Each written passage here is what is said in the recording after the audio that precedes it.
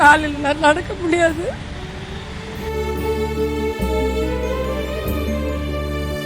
இருந்தாலும் நம்ம கஷ்டப்பட்டது நம்ம வயிற்றுக்கிட்டு நாங்கள் கஷ்டப்படுறோம். இந்த மாதிரி வியாபாரம் பண்ணுவோம்.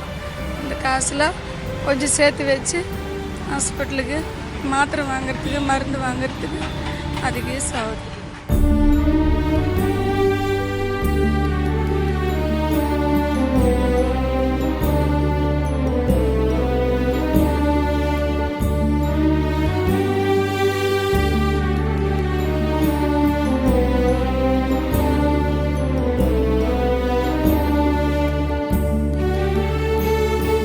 ஏன்னா பண்டிகை வந்ததுன்னா வியாபாரம் பண்ணுவோம்.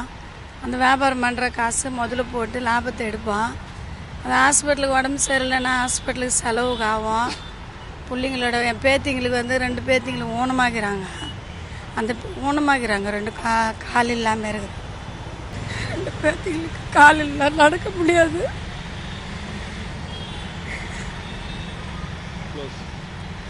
இருந்தாலும் நம்ம கஷ்டப்பட்டது நம்ம வயிற்றுக்கிட்டு நாங்கள் கஷ்டப்படுறோம். இந்த மாதிரி வியாபாரம் பண்ணுவோம். அந்த காசில் கொஞ்சம் சேர்த்து வச்சு ஹாஸ்பிட்டலுக்கு மாத்திரை வாங்கிறதுக்கு மருந்து வாங்கிறதுக்கு அதுக்கு யூஸ் ஆகுது. எனக்கு அதுதான். கிறிஸ்மஸ் வந்தால் வியாபாரம் பண்ணுவோம். தீபாவளி வந்தால் வியாபாரம் பண்ணுவோம். அதுக்கப்புறமா பொங்கல் வந்தால் வியாபாரம் பண்ணுவோம். அந்த காசுக்கு தான் இப்போ நாங்கள் சம்பாரிச்சதான். உக்காந்து நின்றால் நம்மளுக்கு 10 பைசா யாரும் கொடுக்க மாட்டாங்க. அது சம்பாரிச்சதான் நம்ம கஷ்டப்பட்டு தான். ஒரு பொருள் விற்றா ஒரு 5 ரூபா 10 ரூபா கிடைக்கும். அது ஒரு 4 பொருள் விற்றா தான் எங்களுக்கு ஒரு 100 ரூபா கிடைக்கும். அந்த 100 ரூபா கூட இன்னொரு 100 ரூபா வியாபாரம் பண்ணி மறுபடியும் பொருள் போடுவோம்.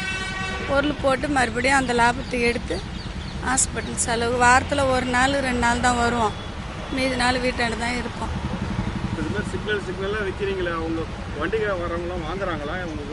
அது ஒரு சிலர் யாரோ வாங்குறாங்க, ஐயா பாவன் பார்த்து. ஒரு சிலர் வாங்க மாட்டேன்றாங்க.